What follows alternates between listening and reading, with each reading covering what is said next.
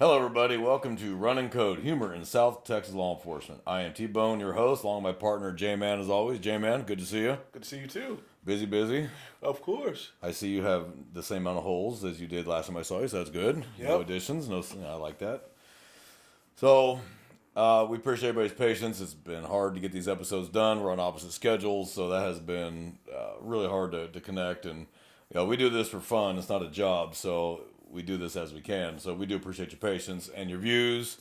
Whoever's listening to Russia, appreciate it. We have a new listener in Russia. I noticed that. I was like, all right, that's cool. Maybe they can tell their cops to kind of bring it down a notch. Yeah, probably not. I've been to Russia, and let me tell you, their cops, if people think our cops are brutal, they don't know anything about, Eastern European cops. So we appreciate all the listeners. We're in like 80-something countries. It's pretty good. And I Not think bad. last count was like 400 cities in the U.S. So, and climbing. Obviously, the biggest ones being in this area. Houston's got a lot. Austin's got a lot. Dallas has a lot. But we also got surprise listeners. San Francisco, Los Angeles, New York has several. Chicago has quite a few. So I'm kind of encouraged by that. And like I talked about, we're going to be doing other things. We're trying to figure out how to do it live. Yeah. I'm thinking of calling it Code 3 Live. What do you think? Oh, that's actually good. Yeah, so that's, Yeah, we I can like that. trademark that. Yeah, So yeah. we got Running Code and we got Code 3 Yeah. live. Yeah, So TM on that. yeah, I like that. Trademark that. Trademarked. And we'll have a custom thing made on the wall. Yeah. But those are down the road as we figure this out because we don't make any profit off this, and so we're doing this out of our own pocket. So it's a lot harder when you don't have money. But we'll make it work. We made this work, and we're figuring it out. We're not quite getting the audience we want, but we're working on doing that. There's companies that'll help us, but they want money, of course, because nothing in life is free. True. Not even death. Someone's paying for it. So, but we appreciate your watching and spread the word. Tell your friends they want something funny to listen to, or even educational. And as far as education goes, today we're going to talk about equipment Yeah. And like malfunctions and malfunctions on equipment. Because that's funny, when It's funny until it bites you. yeah. So that's what we're going to talk about today. And I even brought my duty belt as just an example.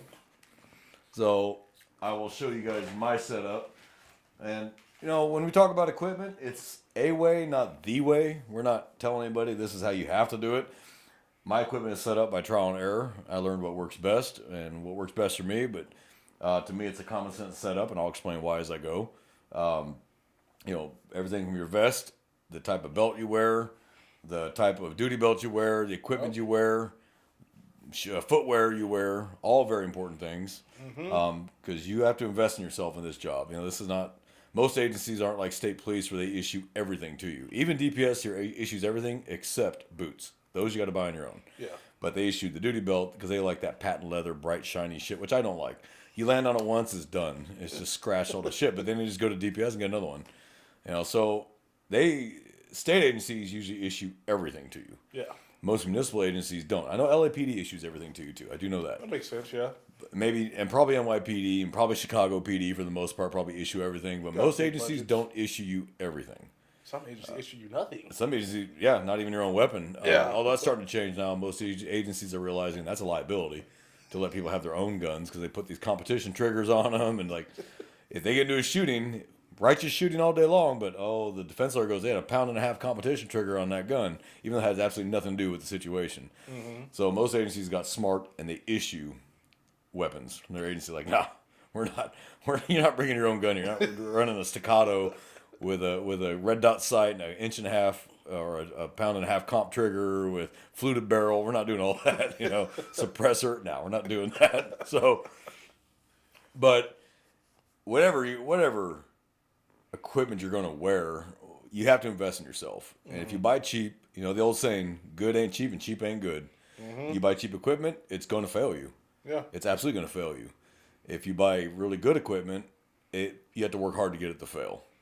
So that's why when you buy a duty belt or you buy whatever holster style you want, anything, you have to bear in mind it's not supposed to look flashy. It's not supposed to look cool. That's not his job. His job is to be functional because this is work equipment, stuff you're going to need that eventually could save your life. It's a tool belt. Think of it as a bat belt. You got all your tools right here at your waist. How you set it up is user preference, but you got to be smart about it. How can I reach this in a fight? Can I reach this in a fight?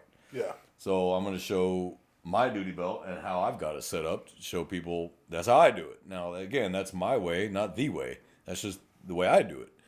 Doesn't mean it's wrong, doesn't mean it's right. That's just what works for me and what I've found to be the most advantageous to me in a bad situation. Plus, you need to have full cognizance of what's on your belt, where it's at, able to reach it without thinking about it, and able to deploy anything on that belt without thinking about it. You have to look down. Never look down when you're fighting with somebody, you're up close with somebody. Looking away and looking down at your belt is really a bad idea. Oh, yeah. You want to keep your eyes on him or her. So practicing what's on your belt and where it's at, where you can reach it without even thinking about it. It's a muscle memory, will only be a good thing. It'll save your life instead of costing you your life or getting you seriously hurt because you're fumbling and you don't practice. Yeah. Yeah. You should draw out of your holster 1,000 times. And draw and put it away. And don't just draw it and put it away. Draw it and put it away. Draw it, get a sight picture. Let me back up. Please unload this weapon. There's legions of stories about that with law enforcement. Unload the weapon. Drop the magazine first. Lock the chamber back. Drop out that extra shell and visually check it. Do not start doing draw drills with a live weapon. You will punch a hole through your wall, and if you're lucky, it won't hit anybody. Yeah. You're lucky, it'll hit the neighbor. And now you're an ex-officer because now you have a deadly conduct charge at a minimum. Yep. So please don't do that. So let me specify. When you're practicing this stuff, take the cartridges out of your taser. Take the ammunition out of your weapon. Be smart. But when you draw, it needs to be a muscle memory. You're not going to draw your weapon halfway and then put it back. Draw your weapon because that becomes a muscle memory. Yeah. You leave a training scar. Draw your weapon. Take a good stance, draw your weapon, and get a good sight picture. And practice that, getting that good sight picture, whether it's a red dot sight or your old-fashioned iron sights. Get your good grip, your good posture, and your good sight, and then holster the weapon. That way you get used to that one fluid motion to where you don't even think about it. You can unlock those locks without even thinking about it and get that weapon out because most holsters are level 3 retention. You have the passive lock, then you have a thumb lock, and then you have another thumb lock, or you have a finger lock and then a thumb lock. Whatever it does, keep that weapon in that holster. Yeah. You need to be able to fluidly remove that weapon without fumbling and jerking on it, and you're panicking and can't get it out. Practice, practice, practice, practice. Again, unloaded, please. Your taser. Take the cartridges out of that, or you're going to be writing paperwork to get another cartridge and explain why you're missing a cartridge. Going to be funny as hell if I was practicing and accidentally fired it into the wall. As long as you didn't hit your dog or your wife. And for those that wear taser know that everything you do on this taser is recorded. So you can't just get away with wrapping it off like the old school tasers. When they first came out, you could. Oh, yeah. Yeah, not no more. That's all recorded onto your Axon account. You have no access to change anything. You can see it, but you ain't changing it. So... But, the older cops, the older generations, they had a revolver, maybe a speed loader, maybe, and a flashlight and a nightstick. And sometimes that flashlight doubled as a nightstick. Get the old school 5D cell mag. It was, that's what they call them, old nightstick, Flashlight Joe or Nightstick Joe, the old hickory batons. That's it. And, of course, cuffs. Yeah. They didn't have all the tools we have now. Tourniquets, tasers, OC spray. Which I don't even carry OC because I hate OC. I won't use it, don't like it. OC is good. Good crowd control. Yeah. Great when you fire it and the wind changes and then you catch a face full. So I'm not a fan of OC. It works here on dogs. I don't carry it. I don't need it. I have my taser, my baton, and my hands. I don't need, and I got knives hidden on my belt for emergencies. If I'm trying to fight for my weapon, I can hold onto my weapon and pull a knife from either hand if I need to. And so that's a deadly force situation to try and take your weapon from you. Yeah. Oh, yeah. So the only thing on the back of your belt, honestly, should be your handcuffs. And it's not a bad idea if you can get them up front, too. If you have that kind of waist space, like if you got a 40-inch waist, great, you can get your handcuffs in the front. That's why you're starting to see the overcarriers starting to get more popular where they're putting everything up on the overcarriers. Handcuffs up here is your workspace. This is your workspace. Yeah. You really don't want to reach behind you if you don't have a choice. Yeah. You kind of want it up here. But there is such thing as too much. So you On got the front, to yeah. balance. You got to kind of balance that. I've seen people with taser, baton, flashlight, handcuff. I was like, dude, you got everything. You're sticking out this far. Like, you got everything right here. Not saying that's wrong. If it works for you, it works. But everything, and then the only thing they have on their belt down here might just be their sidearm. Yeah. And okay, that's fine. If that works for you, great. Not saying it's a bad thing. But I have seen some horrid setups, and I'm looking at them going, how would you get that out in a hurry if you need to? And one very specific one that bothers me is the baton. And we'll talk about the baton. It's fallen out of use, especially since the 90s. But I have used it in the line of duty, but I'm also an ASP instructor. Yeah. I'm actually an ASP certified instructor. So I know how to use it, and I know how to correctly use it. I know how to articulate why I used it and how I used it. That doesn't mean lie, just articulate why I felt it necessary to use a baton versus my fists. But if you can use a taser, you can use a baton. If you could justify use of a taser, you could justify the use of a baton or OC spray. They're all intermediate weapons. Right. They're not non-lethal weapons. They're less than lethal weapons because you can still kill somebody with a baton. You can still kill somebody with a taser. Now, the taser by itself is not what's causing the death. And that's where everybody winds up about. But it's not the taser that caused the death. They were already having ED, excited delirium, where their body temp's 108 and their heart rate's 250. I mean, that's nothing to do with the taser. That's the drug they're on or a mental health crisis they're going through. It's just they tased them, trying to make the least amount of force necessary to get them safely into custody, and then they die, and they want to blame the taser. It's not the taser. You can be fired. You could have a taser fired on you. You got a pacemaker, and you'll be fine. We had it. Remember our trainer? He had a pacemaker, and he got shot with the taser a million times. He was fine. It's not that kind of. It's not joules. It's not amps. It's volts. Right. So a lightning strike is 1,000,000 volts. People will survive lightning strikes. A taser is 50,000 volts. It's very painful, and it's the longest 5 seconds of your life. I've been tased 4 times. It's the longest 5 seconds of your life. But we've had diabetics, epileptics, pacemakers, heart conditions, and they're fine. Yeah. Because it's not amps and it's not joules.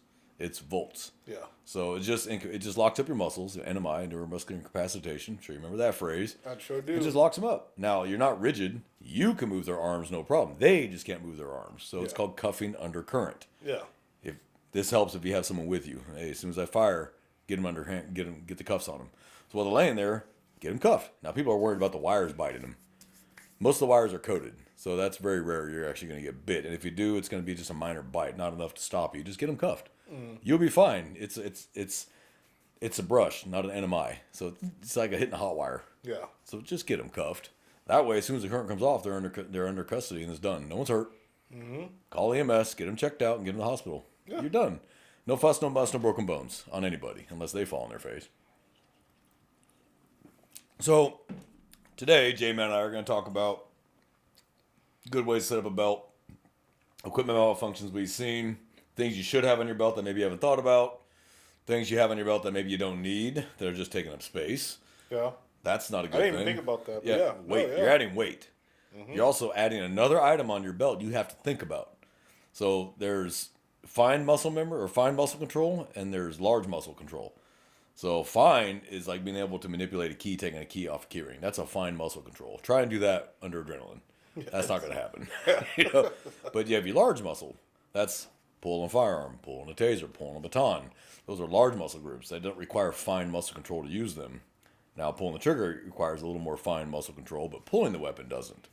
So that's why you got to practice so much that it becomes second nature when you think about it. Right. You pull and it's smooth, and you can get on target before he gets on target with you. And maybe if you beat him to the punch, he may change his mind, drop that weapon. No one's ever won a gunfight when someone already had a gun out on him. Right. So you have to practice this. Drawing a taser. Drawing both is a sketchy maneuver. I'm not saying it can't be done. I've seen it. But you have to now think, okay, if I have my taser in Sul, which you all know Sul means, pointing down, and then you have your weapon out and you want to transition, you have to think about that. And I've seen it where someone pulled the trigger on their firearm while holding the taser out here. That's a dangerous maneuver. Can you do it? You can. Is it dangerous? Very. So that's why it's best, if you're going to use a taser, have someone with you for lethal cover. Some departments, they have a policy that forbids you for doing that. Yeah. If you pull one, you will not pull the other. Yep. And that's good practice. There was that very famous video that female officer, and I can't remember where it was, she thought she pulled her gun, or she thought she pulled her taser, and she ended up shooting the guy. Yeah. Total accident. But, and I'll tell you why that happened. She had her taser draw at the same hand as her firearm. Yep. That's why I do not have my taser as the same hand as my gun. Supposed to be and it's supposed to be off draw. It's supposed to be off. It's supposed to be offhand. Yeah. So either across from this side, if you're right-handed, it'd be from this side from your left, or in your left here. where you can get it out without having to use this hand, where you can't even pull it with that hand. Yeah. So you just keep this hand for your baton, and this hand for your firearm. Your left hand for your taser and whatever else, handcuffs, stuff like that. And if you set it up like that, you're setting yourself up for success, not for catastrophic failure that puts you on your agency on the news. Mm-hmm. So, but let's start with the funny equipment malfunctions. I've seen them. I've had them. You've had them. This is how you learn. Like, okay, that doesn't work. Back to the drawing board. Okay, that turned out to be a crap holster. Okay, get rid of that. So take it away with some equipment malfunctions I know you've seen. Like, instead of handcuffs, like handcuff pouches. And there are some that just look cool. Like, you got asp handcuffs that have the button. The pouches that have the button where you just sit them in there, have the base on the bottom, have the little button press, and they come off. Then I remember should I stay away from saying brand names? Yeah. I would stay away from saying If they're common law enforcement brands, go ahead. Okay, AccuMode. Oh, AccuMode, yeah. I do not like AccuMode. I don't like the nylon, and I don't like the leather. Mainly because when you sit the cuffs in there, the whole point is that it's supposed to be like a super tight stitched mold that hold the cuffs in there. But what ends up happening once the stitching starts to wear out, or you kind of brush up against something that's pretty rigid, like maybe a brick wall, if you're not paying attention, well, your cuffs go flying out. And you go and look and go, all right, we got them under control. You go to... Where my cuffs at, man? They're 10 feet behind you. Hey, man, let me borrow your cuffs real quick. Let me borrow your cuffs real quick. Yeah. That's where it comes in handy having a partner. Just reach behind him, pull his cuffs, whatever. Get him cuffed. I like the handcuff pouches where it either has a button snap, like like this. Like they have a button, in the middle, in between. Yep. Like this. Yep. Just like that. That cover. It may look old school. It may not look, new and improved. But at least if you're chasing after somebody and the stitching is loose on your handcuffs, that's why they're not like 20 yards back after you ran after somebody. That's why I don't like open top pouches like this. I see those all the time. What comes out in a foot chase? Your ammo. I have one like that for the magazine pouch. I have one that stays in there, and behind it is my little buddy. I have one. It's just, that's handcuff pouches. Boots are also very important. You can have equipment malfunction with your boots. I mean, oh yeah, I've seen them. They buy these flashy boots, but they're not made for that kind of work. They're not made for the kind of rigorous crap we put boots through. They're not. I mean, I buy quality boots, and I would still go through a pair of boots every 9 months or so, just because of what we put them through. Oh yeah, and then there's the new improved thing is the boots that look like sneakers, or they're like designed for more breathability, so the foot's not hot. Which is that's great, important, and But South you need Texas. a boot that supports your ankle. It gives you protection, and it has a good sole. A real good sole, good Vibram sole. Vibram is a brand name, but that thick sole, it's got good grip on it, but it's thick too, because you're gonna step on nails, you're gonna step on glass. You really are. I've stepped on nails how many times. Like good boots, it stops before it penetrates your foot. So you want to get the ones with steel shank in the bottom. However, do not get steel toe boots. Oh yeah. You kick a suspect with a steel toe boot, might as well call the FBI and make a reservation. So no steel toe boots, no safety toe boots, but a steel shank, yes, because you're gonna step on nails. But you need something you can run in too. So you got to find that balance. Yeah. I like Solomons. That's what I wear. Good, I wear Solomons. I wore them in the service, and I wear them in law enforcement. But there's nothing wrong with Bates. Under Armour makes a decent boot. Problem is the Under Armour doesn't stand up very long. It looks good, but it doesn't stand up very long. Very but cool it's a good shoe. quality boot, and it's got a good support system for your ankles, because that's important. You'll roll your ankles chasing suspects. Oh yeah. Going over a fence, land wrong, and you're out of the game. And that sucks. He's gone. You're injured. So you got to find equipment that's tough but usable. So the breathability, you were right about that. That's a factor. They got to breathe. You're in these boots for 8 to 10 to 12-hour shifts or even longer. Yeah. You're directing traffic at a crash in the rain. You're going to get soaked, and you need to bring. Obviously, we all have a war bag. You need to have extra boots, extra socks. You really do need to have extra socks in those. Yeah, that's true. You need to have, if you can afford it and you can do it, maybe an extra pair of boots. If you finish that crash scene and you got 6 hours left in your shift, you really want to be sitting in wet boots. Change your boots out. If you can do it, remember, you got to invest in yourself, because at the end of the day, only you're going to take care of you. No one else is going to take care of you. I remember we had like a flash flood here. And, I was driving around, and a lady comes up to me and tells me there's a car like submerged in water. And I freaking look, and sure enough, there's the car. Not completely submerged, but half submerged. I don't know if there's a person in there or not. So what do I have to do? You gotta wait out there. Angle my car to block off that portion of the road, and then go, out in the wait in the water, pretty much. And I'm like, oh great. I'm glad there's nobody in here, but now I'm waist high in water. Mm-hmm. Yeah, I was able to go home after that. Yeah, and my boots were ruined. I bet. $230 pair of boots. Yep. Just gone.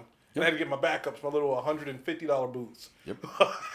And that's the thing. Price doesn't always guarantee quality. That's true. I've seen that where they want to show off the latest and greatest and it's $300 and you can get the same thing for half that price and it's just as quality. So do read reviews from law enforcement. Read them. I do read the reviews from law enforcement. I want to know, how do they handle? Yeah. Hey, I had, if you start seeing they all say the same thing and it's good, great. If they all, man, it did this popped loose after a week, the stitching was coming out, may want to avoid that. Yeah. Just because it's expensive doesn't mean it's quality. Yep. Now, yes, I did say earlier, good ain't cheap and cheap ain't good. But there is such a thing as you're buying a brand name, not necessarily quality. Yeah. So, like, Nike makes a great running shoe. I'm not sure I'd have that in a combat boot. Okay? It's not the same vein, Now, Under Armour does make a great running shoe. Their combat boots are okay. They're not the greatest. The soles do wear out pretty quick. The Velcro wears out pretty quick on them. Mm-hmm. But while they're working, they're great ankle support, and you can run in them. So it's a balance. It's a give and take. Salomons, they're expensive, but they're gonna last, and they're good quality. And I can run in those. I can run in the Salomons. I wear the low top Salomons. Yeah. So I can run in them if I have to, and they don't hurt my feet. And we all know that. Anybody who's seen End of Watch, footwear, comfortable footwear. You will stand around in these boots for hours. You really want to wear a comfortable pair of work boots, and you want to have good cushioned insoles. Yep. Trust me, when you're standing out there for 6 hours at a fatality, you're going to want comfortable shoes, because otherwise your feet are screaming by the end of that night. Mm-hmm. And yeah, nothing sucks worse than shitty footwear. By the time you get home, you can barely walk. Or you did a foot chase in a pair of shoes that weren't really made for that. They look cool, but they're not made for running. And now your feet are killing you, or you got shin splints, or your Achilles tendon is killing you. Eh? So you got to have the balance, but you have to invest, like I said earlier, in yourself. Your agency is not going to care. The agency's not going to care what equipment you have. Some agencies have rigs on it, some don't. Yeah. I know LAPD. You notice they all look the same. Their belts are set up the exact same. They have a standard, and they want everyone on that standard. But they do that uniformity for everybody to know where everyone's equipment's at. So if I need your ammo from you, you're down, I know where your ammo's at. I don't have to look for it. I know exactly where it's at. I can pull it. State police here all have the same belt set up. Yeah. But most municipal agencies and most county agencies, it's really user preference. Mm-hmm. Now, they may mandate certain things, like my agency says no basket weave. They want just the plain leather. Yeah. No patent leather, no basket weave. Yeah. Okay, so that's in the policy. But nothing says what kind of cuff cases I have to have, ammunition pouches I have to have, baton holster. They just mandate our firearms holster because they're providing that. Yeah. Because they had it specially made for the weapons that we have. Right. So I think there should be some uniformity, but I think they're worried about doing that. You're going to force people to wear something that doesn't work for them. Mm-hmm. So you got to find something that works for you. And I'm going to go here a little bit again. Remind me, I will go over the baton and why that is so important. And I know people write the baton off because they teach, in most agencies now, they teach 4 basic baton strikes. Downward, upward, side to side. That's it. They don't teach the come-alongs and the holds you can do with it and the compliance holds. How to get someone out of a car with a baton. Yeah. They don't teach that. So people are leery about using it, and they don't want to be the next officer who's caught on camera hitting somebody with a baton, and it looks bad. Right. So, but there's nothing wrong with a baton if it's used correctly. As long as you can articulate it, write it up, and justify it, you will be fine. It's a tool like any other tool. Use the right tool for the right job. Mm-hmm. Okay?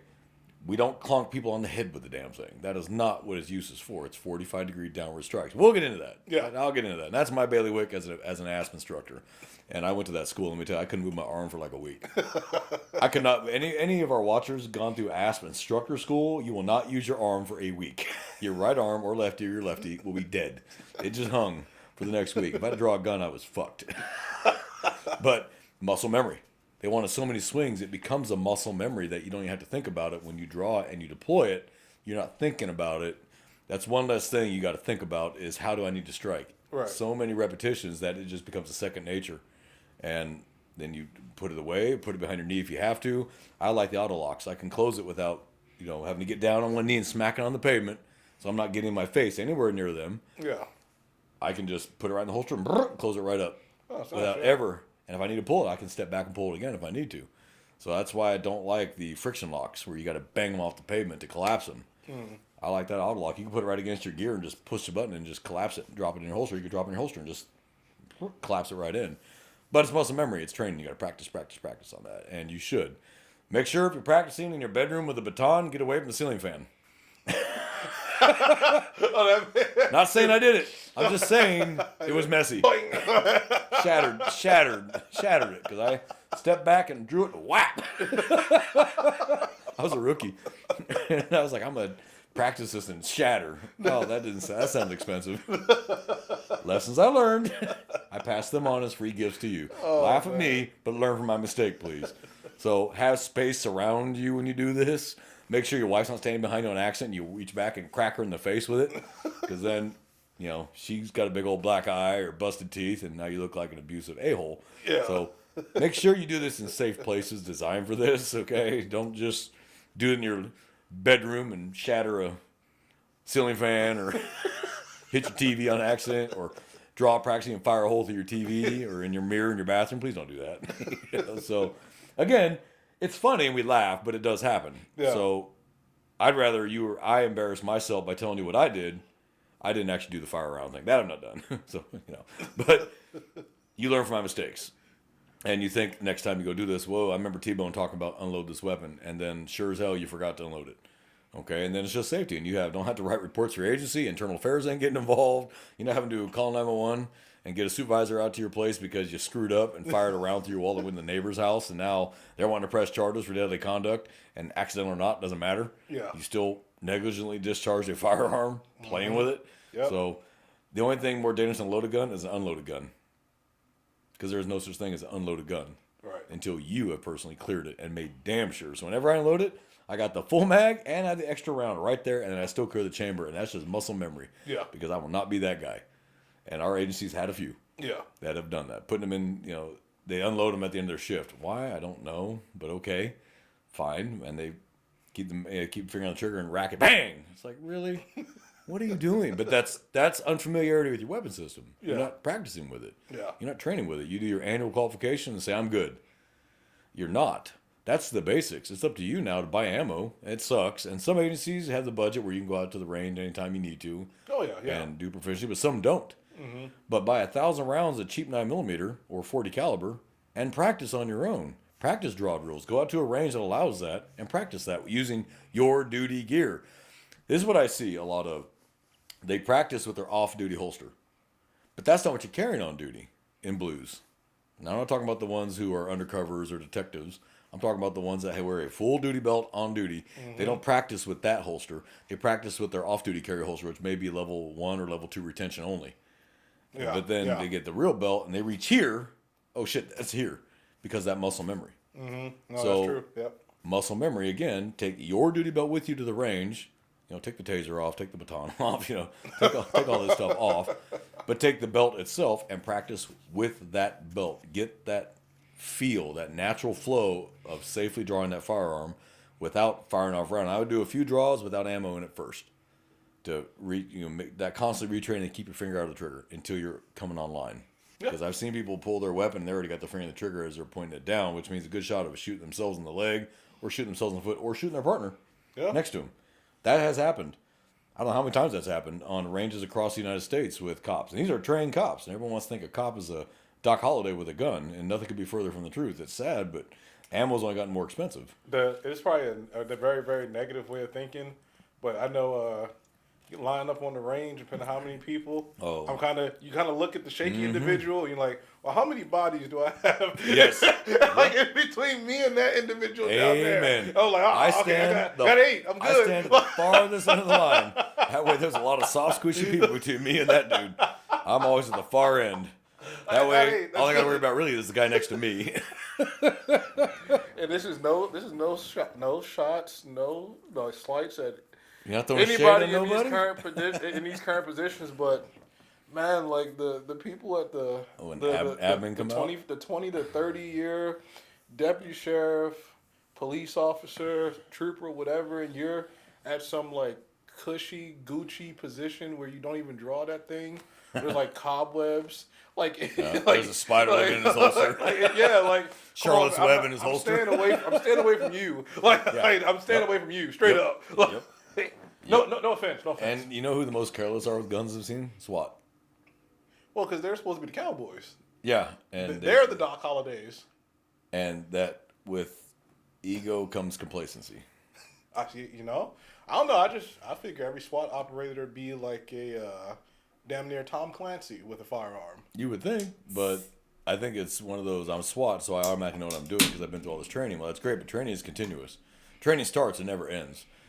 If that were true, you never need in-service. You would never need annual qualification. You would never need annual Evo. You would never need any of that because, hey, I was trained once and I'm good. But unfortunately, the human body doesn't work that way. Mm-hmm. And practice. Like surgeons, they wouldn't do one surgery and declare they're good forever. I don't need to ever do another surgery. I'm perfect. They constantly have to perform surgery. Right. So it's like anything else. And these tools are your life. These could very well be the difference between life and death for you, is the tool belts that you're wearing. And if you don't practice with it and you don't make sure you're wearing quality gear and you know how to reach it in a crappy situation with either hand, you could be headed for the grave. That's true. And it's sad, but it's true. And if you don't practice with this, that could be the end. Taking too long to even to pop your handcuffs and handcuff a subject. Yes, but remember, There's we don't fluidity in cuff that. though until they're under control. How Yeah. many videos have you seen where they're trying to cuff the guy who's still swinging on them? Yeah, it's No, get him it's under dumb. control first, then cuff him. You get that arm locked out, and then give me your other arm. Cuff that one first, because that's when you don't have control over, and then cuff the one you have control over. Then you got a combative You're subject good. Now swinging. you got him. Yeah, now he's metal. swinging a metal cuff. And it's not nothing to still be cuffed with this hand, and they have enough. If this is still flexibility to cuffed at on least his wrist, grip they're the other swinging. one. Where Yeah, are they swinging? yeah, Catch you in the eye. yeah. That catch you in the damn eye. It's gonna hurt. It's going to hurt. If you don't lose an eye, you might get lucky. So, yeah, you don't ever try to cuff someone who is still fighting you. You control them, then cuff. Yep, Preferably with two. yep. Two people, not two cuffs. Although some people are here big enough, we use two pairs of cuffs. Oh, But oh, there's yeah. a right way and a wrong way to cuff somebody with two cuffs too. I've seen the lazy way, and I've seen the correct way. The lazy way is you just take two cuffs like this in the center. You lock them like this. So yeah, they got two cuffs, but you're shortening their pull. Okay. So, and I've seen that. It's a pain. You got to get them through just right and locked. That's fine. I actually had a guy big enough. I had to use three pairs. I didn't have any leg irons on me. Otherwise, I'd use leg irons. That's how big he was. I was like, good God. One wasn't going to do it. Luckily, he was compliant. Luckily, he was calm. Because there's no way I'd have got him in three pairs of handcuffs. So, but he was big enough, shoulders so wide, that he had to turn sideways to walk through a door, that I had to use three pairs of cuffs. And he was very calm, and he's like, sir, can you use three pairs? Yeah, man, I'll use three. As fast as I could just to get him on, and then I, prettied him up. It just get the cuffs on first in case this guy changed his mind. This guy was a monster. He'd have tent pegged me. I'd look like a Looney Tune just being tent pegged into the crowd. Equipment malfunctions. I've seen holsters fall off foot pursuits because they have those quick disconnects. Or the ones where you can just like, Yeah. you know how crazy that is. You go to like finally the foot chase is done. And, typically it's common for law enforcement to draw on the individual with the foot chase, and you go there and your whole holster's gone, and you're like hoping nobody picked it up and ran off with it. If you're in a not so nice area of town, because in newsflash, civilians they will steal your gear if it falls absolutely. off. If it falls off, they will Absolutely. steal the shit out of it. Like, 100%. And you come back, there's the holster maybe. yeah. But the gun's gone. And now your issued weapon, which is owned by your agency, is gone. If they kill somebody with it, they will be suing your agency because you lost your gear. That's why you have to go through and check your gear. Check the screws. Check the retention. Make sure that nothing's come loose. Yep. People get so lazy, you'll see their whole holster shaking. I'm like, hey, you might want to tighten up the screws on your holster. Like, what? Look at that thing, dude. It rattles. Or Like, put some of the, was it the antices? Oh no, not yeah, antices. you're talking but about thread locker. Thread locker. Little blue thread lock. Yep, You know, that's put good. it in. It's It good won't hurt for it. all the parts that require Practice until you find what's comfortable for you and Yeah. what is practical and safe. None of this stuff should move freely on your belt. It should be pretty solid on you because it'll be secure. And the looser it gets, over time, starts working those screws out. That's just mechanics 101. The looser it is, the more it starts working things out. Yeah. You're in and out of cars, in and out of cars, in and cars, picking it off, putting it on, taking the weapon out of the holster at the jail, putting it back in, forgetting to put your weapon back in your holster and driving off, and now you're. I did that once. I've done that before too. I did it once too. Yeah, I've done that before too. You're like, I had booked I him. gotta go back. Yep. I stopped using the lockers at the jail and started just throwing it in my lockbox in the back of my Tahoe. Because I left it locked in there, came out, hopped in the Tahoe, drove off, traffic stop, walked up to the car, realized I didn't have a weapon or ammunition or a knife. And I was like, you're free to go, have a great day. Woo, flipped around, put myself out of service, hauled ass back to the jail. You know? So I was like, whoops. So I've done it. Yeah. I have done it. And there's no shame in that. I learned, didn't do it again. That's how you learn. You make mistakes. Hopefully you live through your mistakes. Yeah. Sometimes the learning curve is a little too high and you may not live through that mistake. But if you're lucky, you'll live through that mistake. I've seen batons fall out in foot pursuits. Yeah. OC spray fall out, ammunition fall out, cell phones come out of your pocket, body camera falls off. Yeah. Now that one, it depends on what kind of holster you got for the body camera. If you have the magnet, that's probably going to come off at some point. But if you get that new one that crimps the fabric through your clothing, Yeah. great, but it starts tearing up your clothing right there. Yeah. So it's going to be a trade-off. Yeah. But the biggest one is obviously not your camera, it's this belt. Because these are the tools that save your life. The camera just records your death. These are the tools that save your life. Yeah. But, so now I do want to discuss the baton thing. Everybody's probably going, why does he keep knocking on this? Why does he keep knocking on this? Where do most officers put their baton? Usually it's behind the gun. Behind their gun. Let me tell you why, that's a bad idea. And having gone through the Aspen Instructor course, and they hammered this on us for the whole week we were there, and I've never put it back behind me since, is if you're going to deploy that baton, you have to lean forward. You're leaning closer to the guy, and you have to pull it out. Then you have to bring your arm down to deploy it and snap it up or snap it down to open it. All right. So that's all those extra moves. You should have it right here in a cross draw to where when you're in interview position, for all of us law enforcement know what interview position is, your hands are in front of you. It just looks like you're casual, but you're anything but. Your hands are near your belt. Your right hand, or left if you're a lefty, is right on top of that baton. And you just look like you're chatting with the person. In reality, you're holding it. You can step back and deploy it in one shot. Oh, You don't have to lean forward and try to pull it from behind your back. You just step back and snap it up. And it's like the grizzly bear concept. You want to make yourself look giant to a bear. That's what you're doing. If you step back and snap this thing out, you look 10 feet tall all of a sudden. You know, and that really helps. But you do not want to lean closer to your subject. You want to gain distance while pulling that baton out as a warning. This is their final warning. When you snap that thing out, it's ready to deploy. That's their last and final warning. But if you have to lean forward and pull it from behind your belt, behind where it is in your gun, you're leaning closer, typically forward like this, near their foot. Not a great place to be. Yeah. You need to have it here. Yeah. You know, taser, I've seen the cross draws like this, and nothing says you can't do both. You're casual like this. You have access to two less than lethal intermediate weapons, like this. And you're just in interview position. You don't look threatening. You're not standing with your gun in your holster. You're just standing like this. But what they don't realize is because you're right near your baton if you need it, or you're right near your taser. If you need it, just pull it. Right. So, reaction time. You want to knock down the reaction time. So, but again, people are scared of batons because they've learned 4 basic strikes, probably a 4-hour baton class in your academy, and that was it. Because they don't encourage the use of it. Yeah. Why not? It's an effective tool. You don't obviously crack them in the head or the spine or the face or the groin. You know, you don't do that. That's not what these are for. Large muscle groups, biceps, forearms, thighs, fantastic places. When you do deploy a baton, you hit them as hard as you can in that first swing. If you give them a social hit, they may go, well, I didn't hurt that bad. And now you're fighting them. Mm-hmm. You give them the hardest hit. When you deploy it, you give it everything you got in that downward strike. You hit them as hard as you can in the bicep. Trust me, that's gonna have an immediate effect. Now, if they're high or they're drunk, it could be a toss-up. Yeah. But if they're not, that's usually going to end at one shot. You hit them once, and they're done. They go, okay, I'm done. Turn around, put your hands behind your back. Now, lay down on the ground, or you're getting another one. That probably end it. Probably going to be done. Mm-hmm. But there's so many different strikes you can do with a baton. So everybody knows to deploy it like this, and they hold it like this. This is, by the way, called a human rights tip. Believe it or not, that's actually what it's called. This is the human rights tip. That's the actual That's the actual name nomenclature for it. It's the human rights tip, yes. That's the nomenclature. Huh. So, Alrighty then. yeah, that's actually what it's called. Like, Thank you, federal government. yeah. We're here to save the day. So, this is what people think when they use a baton. Deploy it. It comes out of the holster, you snap it up. Obviously, didn't have the space here because I really don't want to hit the wall. See, people, that's why you don't do that. That was a visual demonstration. Hit our on-air sign. Yeah. But this is what people think of when they think of a baton being deployed.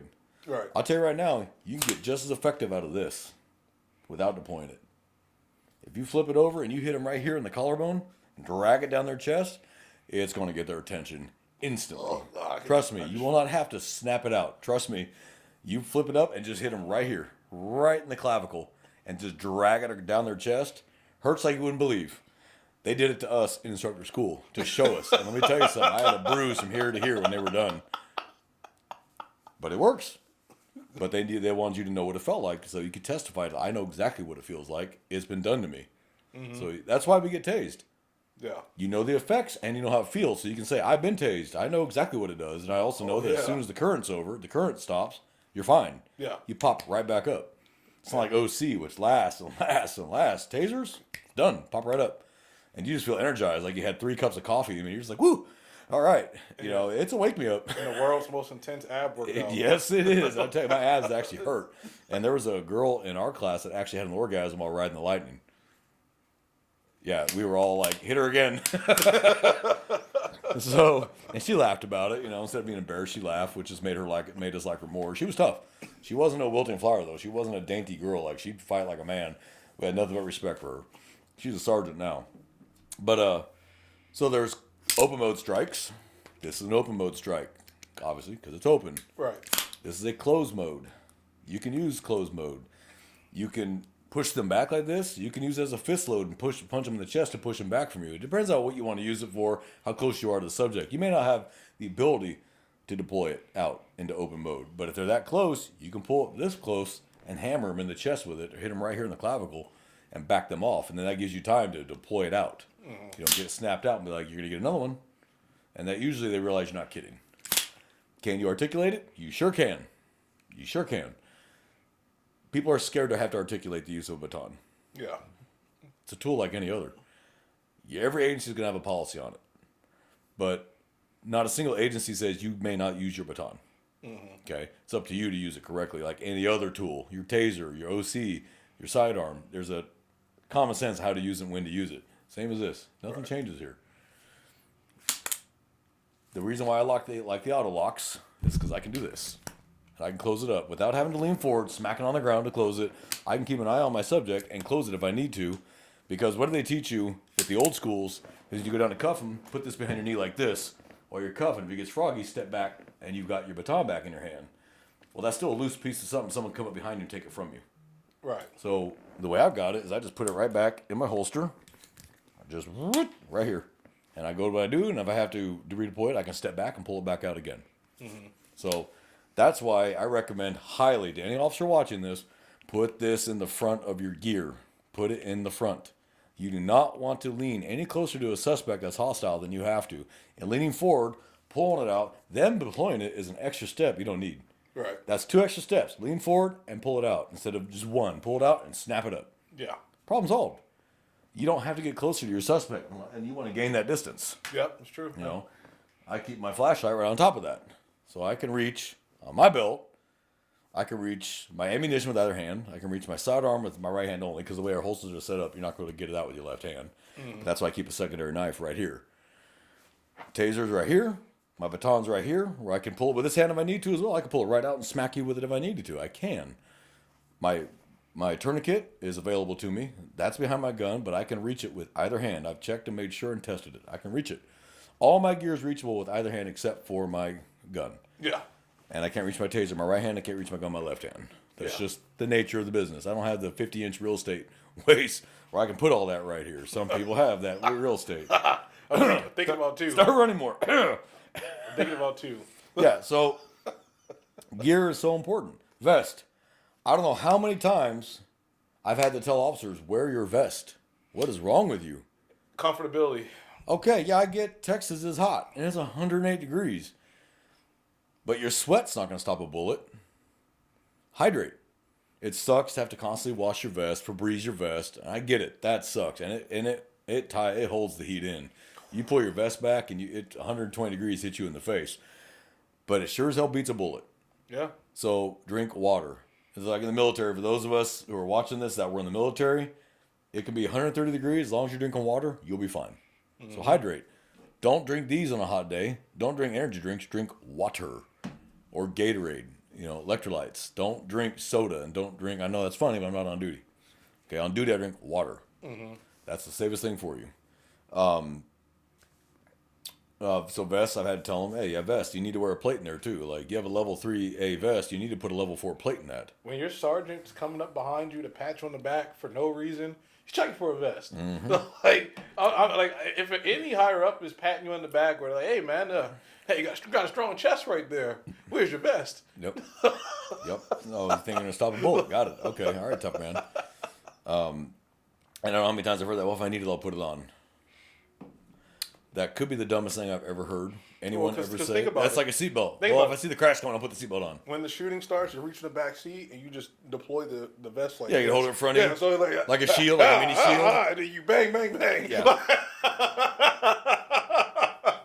That's like the seatbelt argument. I don't wear a seatbelt, but if I see the crash coming, I'll put it on. If you can see the crash coming, hit the brakes. Don't run into the car. So that argument doesn't wash. Wear your vest. Yes, equipment. Let's talk about seatbelts. Wear your effing seatbelt, guys. We're not immune to the laws of physics because we're cops. We're also not immune to state law. You got to wear your seatbelt, and some agencies will not cover you if you crash and you were not wearing your seatbelt. You know how you can tell somebody's not used to wearing it is when they get out for a foot chase, they get jammed up. They get jammed up in the seatbelt. So that's a muscle memory, right? Like on the highway, I always wear my seatbelt. On main roads, I always wear my seatbelt. Let's say I light a car up. Right as the car starts stopping, that's when I pull my seatbelt off. But if he takes off, I can just put it right back on, and we're on. Chase is on. Right. In neighborhoods, I would take it off in neighborhoods. If I'm looking for a suspect, I'll take it off in the neighborhoods. That way I can bail out and hurry and go after him, or not let that cab be my coffin because I'm stuck in that seatbelt trying to avoid the hailstorm of bullets coming through my windshield. Other than that, wear your damn seatbelt because one, it'll save your life. We're not immune to the laws of physics, and two, a lot of agencies will not cover your injuries if you were not wearing a seatbelt because I guarantee your policy says you have to wear a seatbelt, and state law says you got to wear a seatbelt. And you weren't wearing a seatbelt on the highway chasing a car at 90 miles an hour, and you weren't wearing a seatbelt. That's asinine. I wear my seatbelt, and it drives me nuts. And I have to tell other officers, "Hey, man, put your seatbelt on." Oh, it's in my gear. Okay, figure it out. But I'm not moving this car because, no, dude. Like, cops are more likely to get in a crash than anyone else, and that's just because the amount of miles we drive a day, your odds go way up. You're going to get into a crash, whether it's your fault or not. The odds are not in your favor. You're going to get into a crash. Not wearing that seatbelt gets you killed at 20 miles an hour versus saving your life at 80. So wear your damn seatbelt, guys, please. For the love of God, wear your fucking seatbelt. That is why it's there. We're not immune to laws of physics because we're cops. Yeah. We're still. Car stops at 80. You keep going, and you meet B pillar or A pillar with your head. That's it. Squash grape. And it drives me nuts. Oh, I don't have to wear them. I'm a cop. Well, let's talk about that statement. One, you're enforcing the law.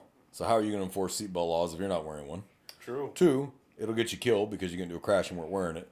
Three, you're injured but alive. Your insurance company is not going to pay your medical bills because the agency denies it because you weren't wearing it, or they don't pay your life insurance to your next of kin because you weren't wearing it. Just like if you weren't wearing your vest and you get shot, your agency is not going to pay your medical bills because you were not wearing the required equipment as required by your agency's policy that they provided you. Yeah. So just wear this crap. Yeah, I know it's uncomfortable. You're wearing dark blue and it's South Texas. I get it.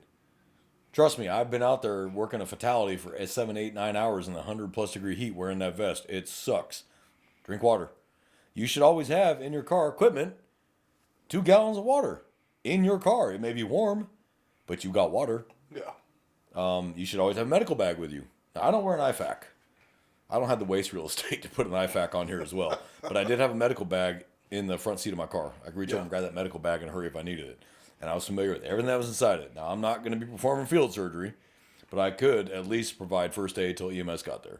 Yeah. So that's part of equipment. A war bag should have gloves. You should always have gloves in your pockets. Oh, yeah. Don't touch people barehanded if you don't have a choice, and don't ever search a car barehanded. You have a choice on that one. There's no rush to search a car. Yeah. Put gloves on, please. You can get you get the rubber gloves. Recommend light blue so you can see blood. Yeah. Like Don't wear black. Light blue so that when you run your hands over somebody looking for an injury, you can see the blood. Or that orange. Or the orange. nitrile Whatever gloves are good. contrasts with red so that you can see the blood. Don't wear black because it's cool. You need to, if you're looking over your buddy, you were just in a shooting, I'll tell you right now, your adrenaline will mask gunshot wounds. You'll be so hopped up. I'm fine. I'm not hit. I'm good. And you're bleeding. So you have to check each other over. Military teaches this. Law enforcement teaches this. Check your buddy. When you run your hands down their body and up under their armor, you're bleeding somewhere, dude. Now we need to find it. Yeah. Okay, black, you may miss it. Yeah. Okay. That's why another reason I don't like dark blue uniforms. Hides blood too easily. We should be wearing khaki or green, something that you can see the blood clearly. So gloves. You should also have a pair of leather search gloves. Yeah. Nice, thick leather search gloves. When you're searching a car, don't ever put your hand where your eyes haven't been first, or you'll find something one day, and then you get to do post-exposure treatments for the next 6 months. You find the needle that's uncapped. So don't search where your eyes haven't been first. You don't want to use the cool baseball gloves? Oh, no. I got those thick ass leather gloves. Love the Dodgers World Series gloves? Yeah, no, that's dumb. Dumb. And you can buy gloves that have the Kevlar inside them. Yeah. So, but again, you still don't stick your hand. Make it a good policy. Do not put your hand where your eyes have not been first. So look down between that seat. Actually pull the seat and look before you stick your hand down there between the seat. Because that's where they'll drop the needle. Right between the seat and the center console. Or the center console, they'll drop right in the center console. You open it up, stick your hand in, and now you have a heroin needle with their blood inside it sticking out of your hand. Now, the odds are low you're going to get anything, but they're not zero. Yeah. I'm not gambling with hepatitis or HIV. Oh, yeah. That's not a gamble I'm willing to take. So, not worth it. And I learned that in narcotics interdiction. I mean, I already knew it on patrol, but then narcotics interdiction, you search cars constantly. You learn real fast. And I would put on regular gloves, and then I would put on my search gloves over those. Whatever, how many layers I could get. There's no such thing as too safe when you're searching someone's car or their body. That's why you don't ever stick their hands in your pockets. What do? You crimp them. I crimp them. I pat them and I crimp them before I ever just stick my hands. Yeah. I'm like, no, what are you doing, dude? And And then like something I think about too, if you feel like a needle, right? Just like kind of like inch it up is a good way. Well, I'll ask them, and always ask them first. Hey, what is that? Oh, it's a needle. Now they can't say later, that's not my heroin. You just said it was your needle. You know what I mean? So it's twofold. One, tell them what it is, but two, catch them in their own bullshit before they start trying the lies. So it does have a purpose, right? Yeah. So a war bag should have pens. You should have a 10-pack of pens in that war bag. You should have a couple blank notebooks in that pad. You're going to need them. I always kept in my war bag, which is heavy and it sucked, but I kept my clipboard, gloves, drug test kits, scale, binoculars. Hey, those would come in damn handy. Oh, they do. Oh, yeah. I don't know how many times I use my binoculars, especially when I'm watching. I get a nice pair of Zeiss, a little pricey, but they were a gift, and I used them, and I still have them, and I'm never getting rid of them. The picture was so clear on those, but I could read license plates from 100 yards away, clear as a bell. Like, oh yeah, that's how I got a whole field full of stolen cars. I was able to read the license plate on one of the trucks, and it popped hot. And then we got out there, like 25 of them were stolen. So I had the PC to get on the property. There was one stolen car. Hey, you're all stolen. And I had to write my report because I did get asked by the defense attorney, well, how'd you read that plate? I have binoculars. And I broke no law. I can see it from the road. Yeah. I didn't enter the property. My eyes entered the property. I didn't enter the property. It's view from the public. View from the public. View from the public. Yeah. And now I have PC to get on the property. So, but we still got a search warrant anyway. Yeah. But that was the PC on the search warrant. One of the vehicles is stolen, confirmed stolen, or reported stolen. Had confirmed, yeah, but it was stolen. And then we got out there, and like 25 F-150s were stolen out there. Beautiful day. And they learned though after that they took the license plates off all those trucks. So the next time I was out and saw those trucks, I'm like, son of a bitch. Not a single one had a plate on it. I know they're stolen. There's what I know, what I can prove. Yeah. So I called auto theft, and they're like, yeah, we know, but we can't see them. That's a classic train day line. Yep. It's not what you know, it's what you can prove. And that's true. That's true in anything else in the world. Yeah. I can know you're lying to me, but I can't prove you're lying to me. Right. So until I can prove it, it doesn't mean shit. It's circumstantial at best. And circumstantial doesn't win cases. Nope. So in that war bag, have water, first aid kit, first aid bag. They make them, you can buy them already pre-set up. Yeah, pre-set up. Always add extra tourniquets. In my medical bag, I have 5, and what I did was I got with the pararescue training attachment here, and they have boxes of the tourniquets. When they expire, there's nothing wrong with them, but they don't use them anymore. They just throw them in a box. They gave me the box. Are they soft tees or cat No, tees? they're the cat tees. Oh, okay. Those are nice. I like Yeah, those. gave me a whole box of orange. Okay, one I carry in my belt's black, but in my bag I have 5 or 6 cat tee tourniquets. Okay. Not a problem. I have plenty for an active shooter. I got plenty of tourniquets. I can 4 on each person. And when they're really bleeding, put it around their neck and crank that thing down good and tight. They'll stop bleeding eventually. That is a joke. Let me specify that's a joke. Do not put a tourniquet around someone's neck and then tighten the windlass down. Don't do that. I'm sure somebody has done it somewhere. Hey, the bleeding stopped. Yeah, so did his heart. Unless you want an early retirement, A real early retirement. go right ahead. I guess. Yes, the bleeding stopped, but so did his heart. Or he got it off. Now he's just gorked in the head. Now he's Officer Doofy. So, pre-end of the movie. So, but gloves, extra pair of socks, pens, notebooks, clipboard, drug test kits, scales. You can put this all in a bag. Yeah, it's heavy. Thumb drive. Get a good, solid thumb drive. Don't get a cheapo. Get a good, solid, like a Gorilla Drive. It's got that hard plastic. It's waterproof. Have a thumb drive. Put all your forms on it. Baby wipes. Oh, baby wipes. Abs baby wipes. Lysol wipes. Oh yeah. Lysol wipes. Good sanitizer or like disinfectant spray. for Before the I have car. my own Tahoe, I use a patrol one. Those go 3 shifts a day, 7 days a week. I get into it. I wipe down the steering wheel, the CAD, the gear shift lever, the door handles, all that. I wipe them down with Lysol. And then, as a rule, you check the back seat before you take that car out because people leave guns and drugs in the back seat or knives or whatever. And then now your next suspect finds it in the back seat, or you pull him out of the car and go, "Oh, cocaine!" He's like, "I didn't drop that." Sure, you didn't. When he really didn't drop it. Yeah. So do check your back seat and then wipe down your back seat. Get your Lysol wipes out and wipe down the back seat. Okay, I'm not care. It's not that I care about their welfare, but you don't always put suspects only in the back seat. Sometimes you do put victims because you got to move them somewhere, and you don't need them getting hepatitis.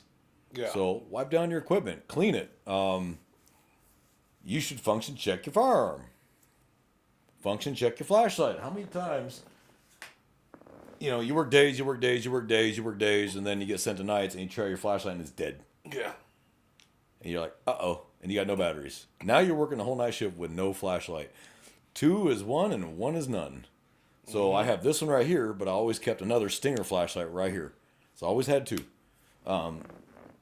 Check your gear. Check your taser. Make sure the battery's not dead in your taser. Nothing worse than you flip it on and click.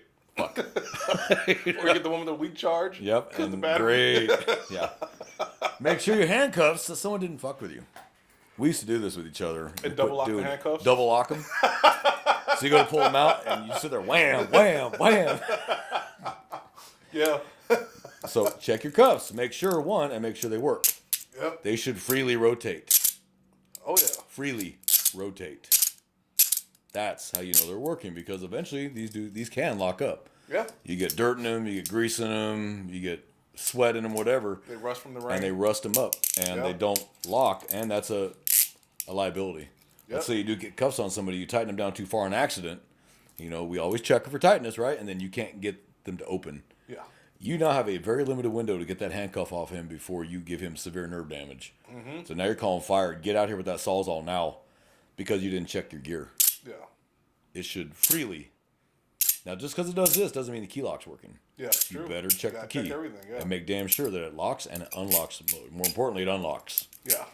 Because when you get them on, just get them on. If they go down real tight, that's fine. That'll be okay for a second. Get the other cuff on. And then when you got the situation under control, get your key out and loosen them up a little bit. You know, now they're not pinching off a nerve. But people don't think about this. They don't test their equipment. They figure it's always going to work. It's always there. It's going to work for me. Or it's just, and it's either that or Complacency. work the long shift, you just don't got time to check it, or you just don't want to, I'm too tired. But after like some critical incident, it's probably the best time when you should go over your gear. You should. Just to One, make make sure you have everything. Yeah. Because you drive off and your magazines are back there, or a pair of handcuffs, or a knife, or a flashlight, or a baton, or your radio and you should know. I don't have my radio with me, You should know how to use your radio without even looking at it. You should have your channels memorized by clicks, so you know how many clicks to get to the right channel. Instead of having to pull it out, look at it, you got it right here, click, click, click. Now some agencies issue the mics that have you can see it up here, That's actually. but very most high of them speed. it's there on the radio, and you Wow. got to click, click, click, click, click through it. Know how many clicks it takes. Know how to turn it down. Turn off that the light on it Yeah. in the dark. You don't want that every time. Yeah, you turn it down. But then someone keys up and still the screen comes on bright. You just highlighted yourself in the dark room. So know how to turn that off. Know your equipment. Do not just assume it's always going to work because it's been there. And it's always going to work because it's there. Yeah. That's not how equipment works. Equipment fails. It's made by man and it fails. Unless you check it and get it replaced. Don't be lazy. I'm not going to mention this officer's name, but he's never replaced his baton. He has not replaced half the crap on his belt over the last 30 years. All he's got left on his belt now is a radio and a firearm and ammunition. I'm like, okay. Hey, when are you going to replace that baton? I don't need it. I'm about to retire. Okay. Hey, you do you. You know, I can only give you good advice. And you'll do, I've been on 30 years. All right. There comes a point where I've heard that from too many officers. It's like, oh, I've been on too long to listen to you. Okay. All right. And at that point, I can't tell you anything. Yeah. You do you. Good luck, and I'll be there to back you up and then yell at you later. So, but he doesn't have a single intermediate weapon on his belt. And I'm like, you have to have at least one intermediate weapon on your belt. Whether it's a taser, a baton, or OC, you have to have one intermediate weapon on your belt. I love him to death, but that one just drives me up the wall. He's a good dude, but that one drives me up the wall. So, but I've seen the equipment malfunctions. I've seen holsters fall off in foot pursuits. I've seen tasers come out. I've seen batons fall out. I've seen radios come off. It does happen. Yeah. It But does. if you get the right gear that's made for that, the chances are lower. Not zero, but they are lower. And anytime you have a use of force with somebody, once you have control of them, check your belt. Do I have everything on my belt? Mm-hmm. Your vehicle is equipment. You need to be used to, yeah. if you check your car at the beginning of your shift, check all the lights on it, brake lights, the lights on it, make sure they come on, make sure they're visible front and rear, make sure the siren works, make sure the PA works. And the best way to test the siren is wait till someone walks by with coffee and hit the siren real quick. You're just testing it. I'm not saying I did that, I'm just saying. I loved my PA. Morning. Coffee. Hey, PA works. Make sure it's got fuel. Make sure the tires are okay. Look at the tires on. You're driving on that car and you want to hit 90 miles an hour of a blowout. Check the tires. Yeah. Make sure it locks. Make sure the doors lock because you're going to step away from that vehicle and you're going to leave it running like we all do in patrol. We always leave our cars running, always, because there's not a guarantee it's going to restart. Someone's going to walk up, pull the door handle, and, oh my goodness, look at that. Hop in and drive off in your Tahoe or your Explorer or whatever the hell you got in your agency. And they're going down. Now they got your police car. Going down 35 on the radio. Yeah. That has happened. Hey, check your radio check. Look. Yeah. And you're like, identify yourself. That's when the other officer gets on his handheld and goes, erase that radio now. So we have the ability to erase the radios and CADs right over the air. Yeah. We have that ability. So we can do that. But we got like 3 GPSs in that car to track the car with. So, but still, they have your car. And if you left your CAD unlocked, they got your CAD. They got your radio. Like, you're gone. So I had to get in that habit of anytime I stepped out of that Tahoe, I just immediately made it a muscle memory to lock it. I knew where Oh, yeah. lock. I lock the screen to the CAD, lock the always- door, and walk out. Windows L. Yep. Lock. And then you're covered. Yeah. You know, like, hey, you did everything you could to secure that. You know, don't leave your rifle outside of its bracket. Leave that rifle in the bracket. Don't just throw it on the seat. Then we're going to bust a window and snatch that rifle, and they got a city or county or state issued M4. That's fantastic. Great. This is wonderful. So keep in the bracket. And the button to unlock the gun lock should not be marked at all. You should know what it is. No one else should know what it is. Right. So that way, all those buttons, they have no idea which one actually unlocks the weapon. And then for our agency, and I think a lot of agencies do this, is patrol ready means the chamber is empty. Yeah. So it gives that extra second to rack it, to really think about what you're doing and rack it. And if someone steals it, they're going to turn and go click.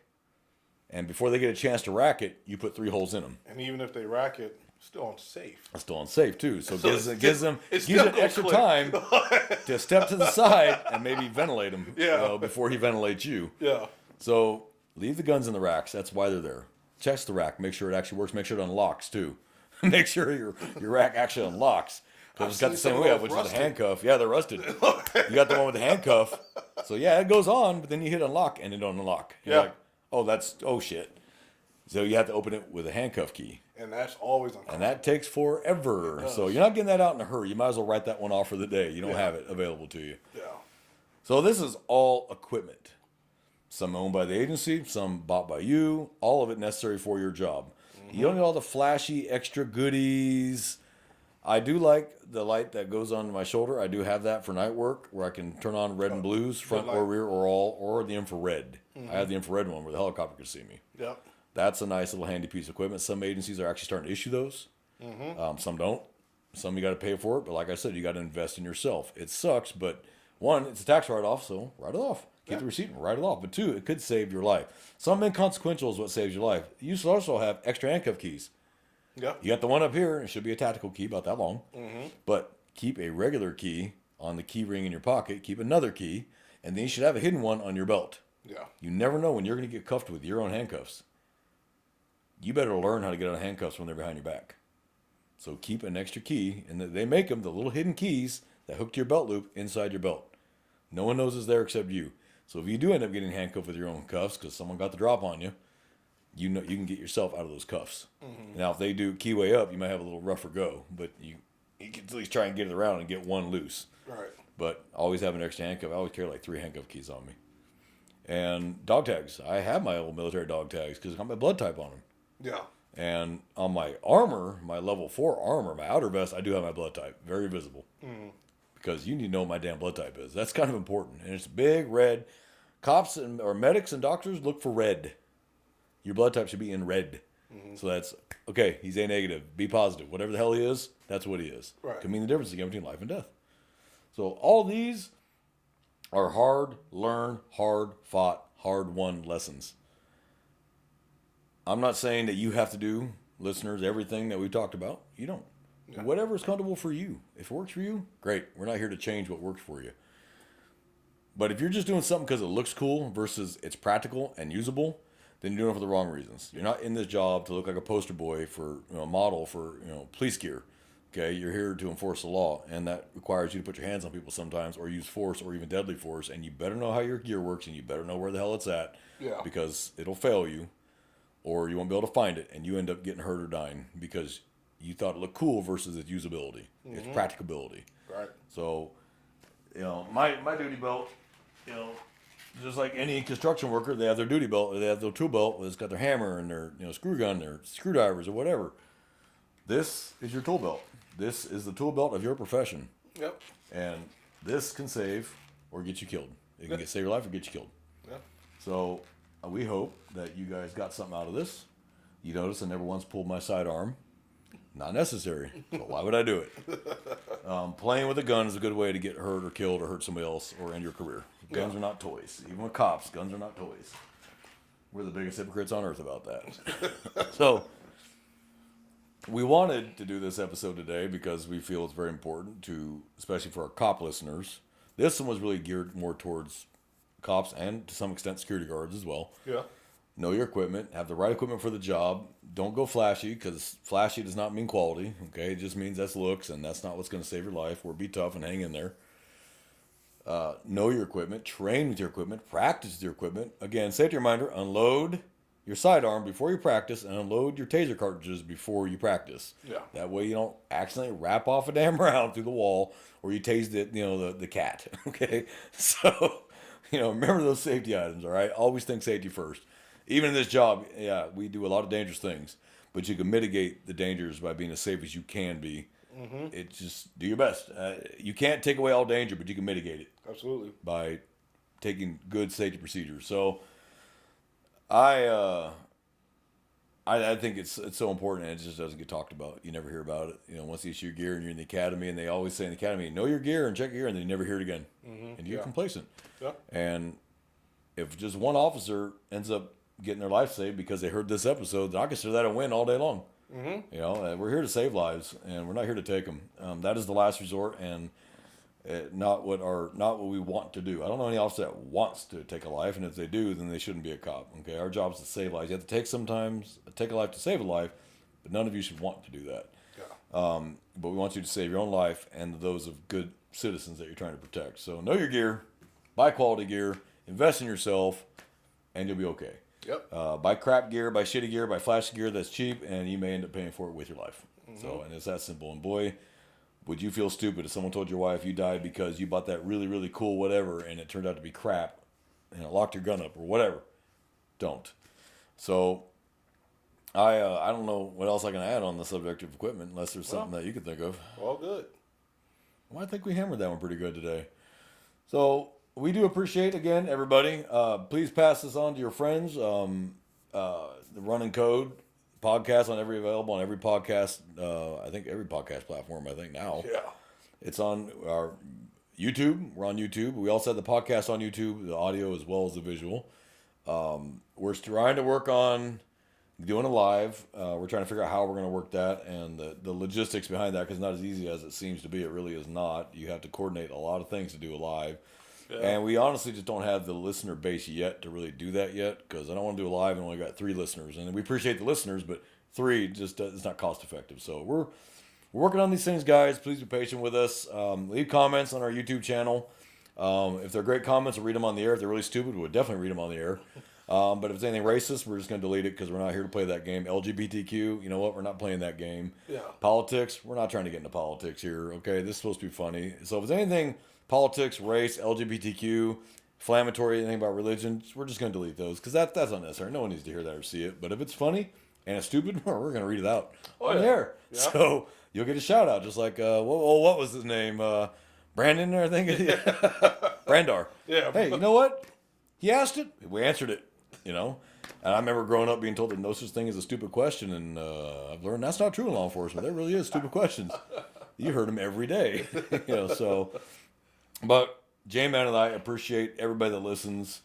Like I said, we don't do this for money. We don't do this for recognition or fame. I've not had a single person that actually recognized me yet, which is probably a good thing. Yeah, it's a good thing. It's a good thing. But we do this for fun. We enjoy it. We like teaching. We like laughing. We like, I don't know. It's just, to me, it's cathartic. It's almost therapeutic. Yeah. Like, we felt we had things to say, and now here we have a platform to say it. Yeah. And amazingly, we've been doing this a year, and neither one of us has gotten in trouble by our agency, so we must be doing something right. I know, yeah. So, but that's why we're also very careful about what we say. So, from J-Man and I here in South Texas, we appreciate all of you, brothers and sisters. Please watch your backs. Please bear in mind what I said today.